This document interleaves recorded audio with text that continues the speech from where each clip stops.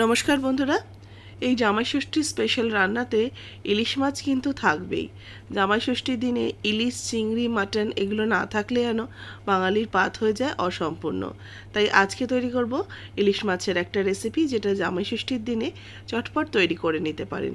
Recipe ভালো লাগলে like, share, comments করবেন। যারা নতুন দেখছেন সাবস্ক্রাইব করে নেবেন।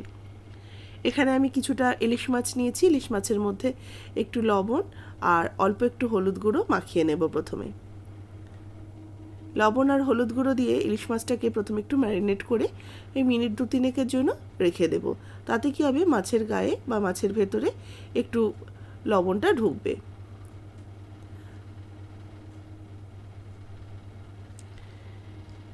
মাছগুলো মাখানো হয়ে গেছে লবণ হলুদ। এবার আমি একটা মিক্সিং জারের মধ্যে নিয়ে নিয়েছি সর্ষে, কালো সর্ষে নিলাম 1.5 চা চামচ, নিচ্ছি সাদা সর্ষে বা হলুদ সর্ষে, তার সাথে নিচ্ছি পোস্ত। একটু লবণ অ্যাড করব। লবণ অ্যাড করে এই সর্ষে পোস্তটাকে একটু ঘুরিয়ে নেব।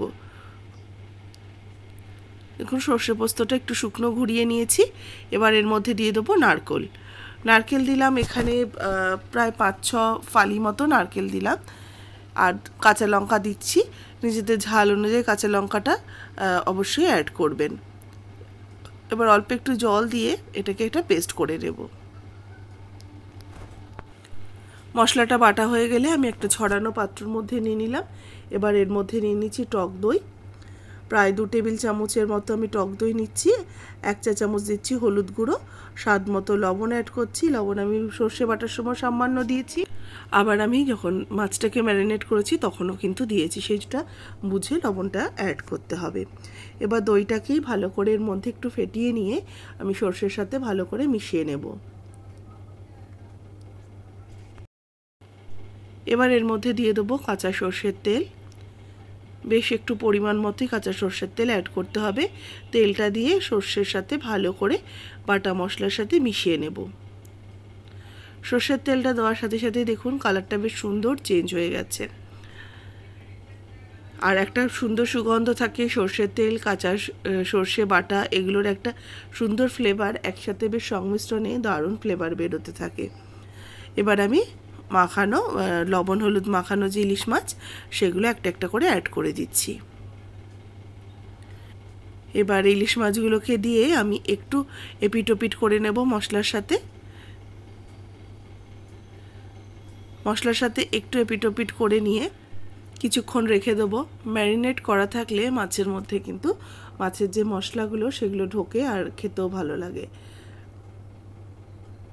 আর ইলিশ মাছের মধ্যে যেটা দেখতে পাচ্ছেন সেটা কিন্তু মাছের তেলটাকে আর আমি আলাদা করিনি। মাছের তেলটাকে কিন্তু আমি মাছের মধ্যেই রেখে দিয়েছি, কারণ খুব বেশি বড় মাছ নয়, সেই কারণে তেলটাকে আর আলাদা করে নিয়ে নিই। এবার আমি মাছগুলোকে একটা টিফিন বক্সের মধ্যে সাজিয়ে নেব। প্রথমে একটু মশলাটা দিয়ে নিলাম যাতে তলার থেকে ধরে না আসে।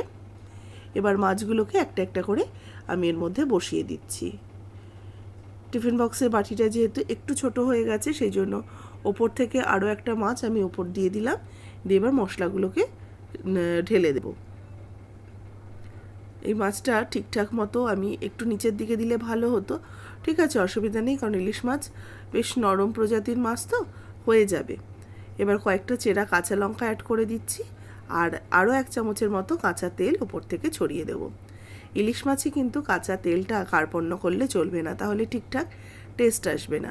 এবার এটাকে একটুখানি ঢাকা দিয়ে টিফিন বক্সটাকে, এবার গ্যাস ওভেনে আমি একটু কড়াইয়ের মধ্যে জল বসিয়ে দিয়েছি।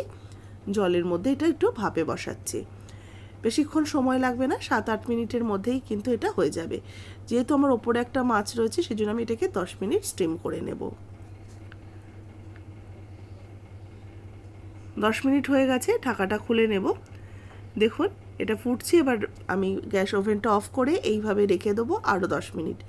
একদম ঠান্ডা হওয়ার পর তারপরে আমি বার করে এটা খুলে আপনাদের সাথে দেখাচ্ছি।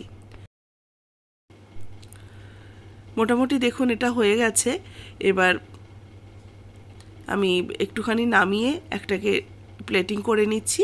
আজকের এই ইলিশ মাছের রেসিপি কেমন লাগলো অবশ্যই জানাবেন।